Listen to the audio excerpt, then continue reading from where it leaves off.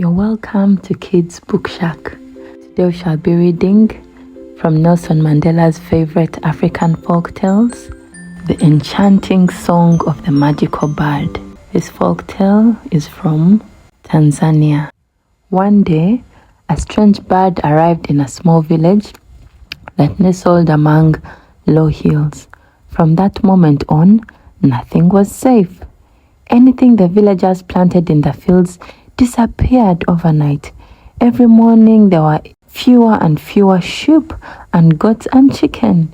Even during the day, while the people were working on the lands, the gigantic bird would come and break open their storehouses and granaries and steal from them their winter food supplies. The villagers were devastated. There was misery in the land.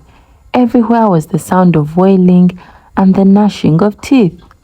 No one, not even the bravest hero of the village, could get his hands on the bird. It was just too quick for them. They hardly ever saw it. They just heard the rushing of its great wings as it came to perch in the crown of the old yellow wood tree under its thick canopy of leaves.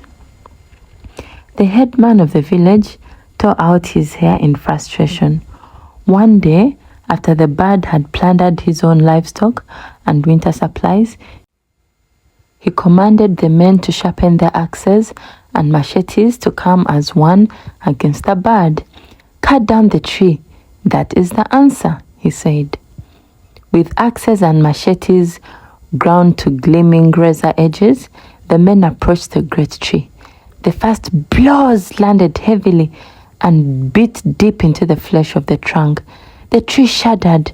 From the thick, tangled leaves of its crown, the strange and mysterious bird emerged.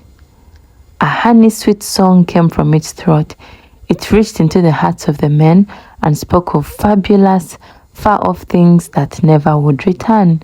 So enchanting was the sound that the machetes and axes fell one by one from the hands of the men. They sank to their knees and stared upward in longing and yearning at the bird that sang for them in all its brilliantly colored splendor. The men's hands became weak. Their hearts became soft. No, they thought, so beautiful a bird could never have caused such damage and destruction. And when the sun sank red in the west, they shuffled like sleepwalkers back to the headman and told him there was nothing but nothing that they could do to harm the bird. The headman was very angry. "The young men of the tribe will have to help me," he said. "Let the youngsters break the power of the bird." The next morning, the young men took their gleaming axes and machetes and set off for the tree. The first blows again landed heavily, biting deep into the flesh of the trunk. And just as before, the green canopy of the tree opened and the strange bird appeared in all its multi-hued finery. Once again, a most wonderful melody echoed across the hills. The young men listened, enchanted, to the song that spoke to them of love and courage and of the heroic deeds that awaited them. This bird could not be bad, they thought. This bird could not be wicked. The young men's arms became weak.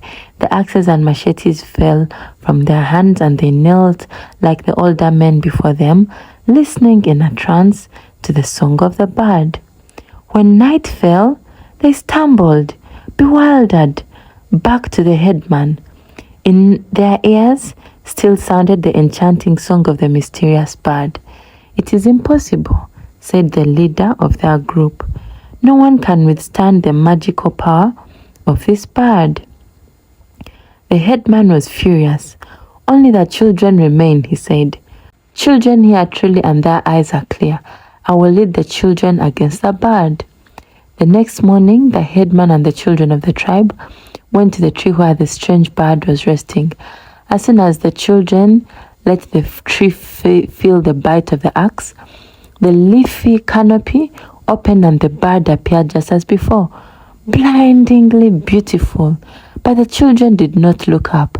Their eyes stayed on the axes and machetes in their hands, and they chopped, chopped to the rhythm of their own music. The bird began to sing. The headman could hear that its song was beautiful beyond compare, and he could feel the weakness in his hands. But the children's ears could hear only the dull, regular sounds of their axes and machetes, and no matter how enchantingly the bird sang, the children continued to chop, chop, chop. Eventually, the trunk creaked and cracked apart. The tree crashed to the ground, and with it fell the strange and mysterious bird. The headman found the bird where it lay, crushed to death by the weight of the branches. From everywhere the people came charging. The hardened older men and the strong young men could not believe what the children with their thin arms had accomplished. That night, the headman declared a great feast to reward the children for what they had done. "You are the only ones who hear truly and whose eyes are clear," he said. "You are the eyes and ears of our tribe." This East African story about the innocence and power that children possess was recorded at the beginning of the 20th century in Benaland, Tanganyika, now Tanzania. Thank you for listening to Kids Book Shack. Please like and subscribe. See you next time.